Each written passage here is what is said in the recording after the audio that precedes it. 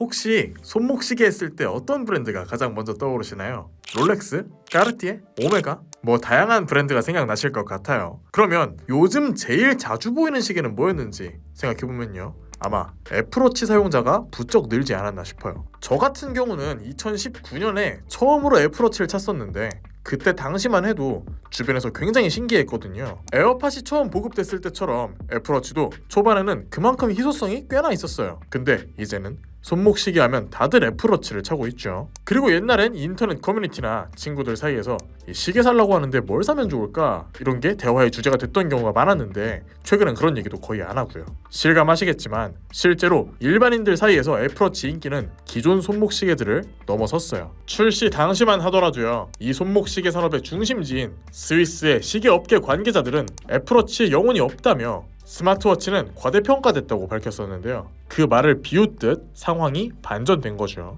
당장 출하량으로만 따져봐도 출시 5년 만인 2019년 애플워치 출하량은 약 3,070만 개로 스위스 시계업계 전체 출하량 2,110만 대를 훌쩍 뛰어넘어 버렸을 정도로요.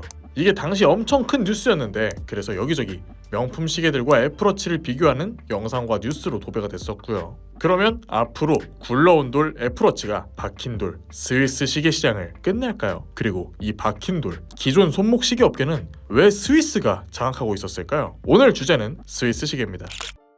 시계의 나라 스위스. 스위스엔 유독 시계 브랜드가 많습니다. 아예 스와치라는 시계 그룹이 있는가 하면 바쉐론 콘스탄틴, 파텍 필립, 오메가, 티소, 대그오이어, IWC, 피아제, 오데마 피게, 브라이틀링, 해밀턴, 롤렉스, 리차드 밀 등 정말 많은데요. 특히 명품 시계 브랜드가 즐비하죠. 이렇게 스위스가 시계로 유명해지게 된 데에는 이유가 있는데요. 16세기 종교개혁 시기 프랑스에서 종교적 박해를 받은 위그노들이 스위스로 이주했습니다. 이 사람들 중에는 금속 세공, 보석 세공 등 정밀한 기술을 가진 장인들이 많았어요. 그리고 그 장인들 중 스위스 제네바라는 도시에 정착한 사람들이 있었는데요. 제네바에서는 16세기에 사치품에 대한 규제가 있었다고 해요. 그래서 원래 보석 세공으로 먹고 살던 이 장인들이 보석이 규제당하니 생계를 유지하기 위해 시계 제조로 눈을 돌렸다는 겁니다. 시계는 기능과 고급스러움을 겸비한 제품이었기 때문에 장인들이 자리 잡기에 적합한 카테고리였거든요. 그래서 이때부터 제네바가 시계 제조의 중심지로 발전하기 시작했습니다. 그리고 스위스는 겨울철에는 농업이 불가능했기 때문에 농민들이 겨울에 수공업에 종사했는데 마침 시계 제조가 입대하기 적합한 일이었고 가내 수공업으로도 점차 퍼져나갔죠.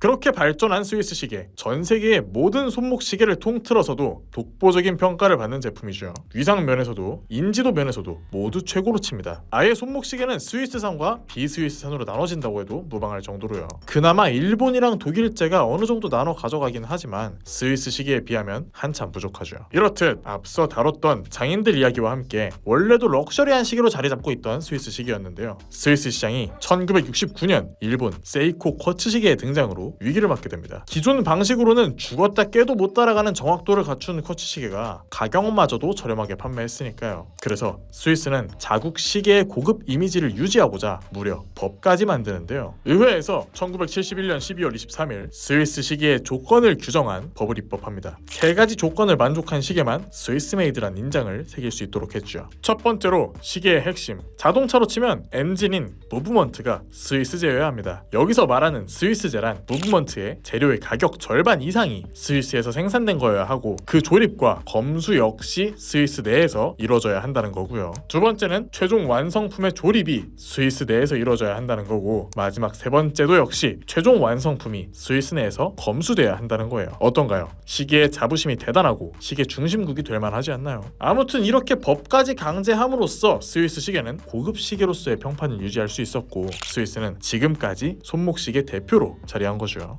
그렇게 쿼츠 파동까지 잘 버텨낸 스위스 시계업계는 이번엔 스마트워치의 공세를 받는데요. 세계적인 부호들이 무슨 시계를 차고 있는지 알아보는 콘텐츠에서 일론 머스크는 시계를 차지 않는다고 밝힙니다. 핸드폰이 있다면서요. 아시겠지만 시계는 시간을 본다는 그 기능을 잃은 지 오래잖아요. 기능 때문에 차는 게 아니라는 거죠. 그냥 시간도 확인할 수 있는 팔찌라는 겁니다. 그리고 저는 앞으로 스위스 시계들이 이 팔찌로서 자리할 거라고 생각해요. 이게 뭐 욕보이는 게 아니라요. 넥타이의 경우도 그랬어요. 로마 제국에서 포칼이라고 부르던 목장식으로부터 시작됐는데 이게 갑옷을 입을 때 목 부분에 상처가 생기지 않게 하기 위해 스카프를 두르던 게 현대의 넥타이가 됐다고 하는 설이 유력하거든요. 그런 넥타이가 기능을 잃었어도 아직까지 클래식웨어, 포멀의 상징이라고 해도 과언이 아닐 만큼 수트에서는 필수 액세서리로 자리하잖아요. 시계가 이렇게 변할 것 같다는 겁니다. 평소엔 여러 기능 많은 스마트워치 끼다가도 정장에 구두까지 쫙 빼입을 땐 그 마무리로 럭셔리한 시계를 찰 거라는 거죠. 그리고 이게 그렇게 먼 미래가 아니라 지금도 비슷하다고 할 수 있는 게요, 2019년에 애플워치가 스위스 업계보다 더 많은 출하량을 기록한 이후 지금도 출하량은 애플워치가 압도적이지만 매출로 보자면 스위스 시계가 비슷하거나 좀 더 높은 상황입니다. 이 말인즉 스위스 시계의 평균 단가가 높다는 거고요. 중저가 패션 시계 브랜드는 애플워치에 의해 타격이 클 수 있지만 명품 시계는 지금도 앞으로도 살아남을 거라는 거죠. 그리고 스위스 시계는 대부분 명품 시계고요. 마지막으로 이 스위스 시계대 애플워치를 전기차 시장과 비교해보면 재밌을 것 같은데요, 다른 분들은 어떨지 모르겠지만 저는 10년, 100년 후를 떠올려봤을 때 운전자도 없는 이 전기로 된 자동차들이 다닐 것 같거든요. 뭐 다들 날아다닐 수도 있겠고요. 아무튼 내연기관 자동차는 현재 기술 수준이 거의 완성형에 가깝다고 할 수 있을 정도로 이젠 혁신이 거의 보이지 않는 반면 전기차는 매번 발전하는 중입니다. 관심도 높아지는 중이고요. 실제로 올해 2분기 실적을 보면 일반 내연기관 자동차 브랜드들은 대부분 실적이 하락한 모습을 보였는데 테슬라는 상승한 실적을 보였죠. 그리고 미국에서는 한 레딧 사용자의 딸이 면허를 따기 위해 아버지의 테슬라 모델 Y를 타고 면허 시험을 봤는데 반려된 사건도 있었습니다. 테슬라에는 다른 차량에 비해 안전 기능이 너무 많고 FSD, 풀셀프 드라이빙이라고 하는 자율주행 기능이 너무 뛰어나기 때문에 이 운전자가 다른 차량을 운전할 수 없을 것이라고 판단한 거예요. 이 사례만 봐도 전기차의 기술력이 얼마나 상승했는지 알 수 있지 않나요? 뭐 배터리 충전이나 주행 거리 같은 부분 때문에 아직은 완전히 안정적이라고 할 수는 없지만 기존 자동차 브랜드들이 전기차를 출시하기 시작하면서 도로의 전기차도 점점 늘어났고 앞으로도 시간이 걸리겠지만 전기차가 내연기관차를 적어도 기능적인 부분에선 앞서 나갈 거라고 다들 생각하시잖아요. 그리고 그 기능이 확실히 앞서 나감과 동시에 전기차의 시대가 도래하는 그런 그림이 그려진단 말이죠. 그리고 잠깐 방금 내용에서 중요한 포인트가 있어요. 이 포인트가 전기차와 스마트워치의 차이를 분명히 다르게 할 거고요. 바로 기존 브랜드들이 전기차와 스마트워치를 출시하느냐의 여부입니다. 그것도 그 카테고리의 대장급 명품 브랜드들 말이에요. 예를 들면 자동차 시장에서 벤츠의 경우엔 이미 전기차가 상당히 상용화됐고 롤스로이스의 전기차 스펙터도 종종 보이고요. 반대로 시계 시장에서는 최상위 브랜드 파텍 필립, 오데마 피게, 바쉐론 콘스탄틴 등의 브랜드들은 스마트워치를 출시하지 않습니다. 뭐 기술이 없든 원치 않든 말이죠. 이게 왜 중요하냐면 중저가 시계나 자동차를 소비하는 일반 서민 계층은 취향이 특별한 게 아니라면 대부분 스마트워치를 착용하게 될 거고 전기차를 타게 될 텐데요. 결국 시장에서 무시할 수 없는 건 최상위 부유층이거든요. 이 부유층의 취향이 정말 중요한 게 벤틀리의 경우엔 2030년에 완전히 전기차로 전환하겠다는 입장을 밝혔다가 최근엔 번복했습니다.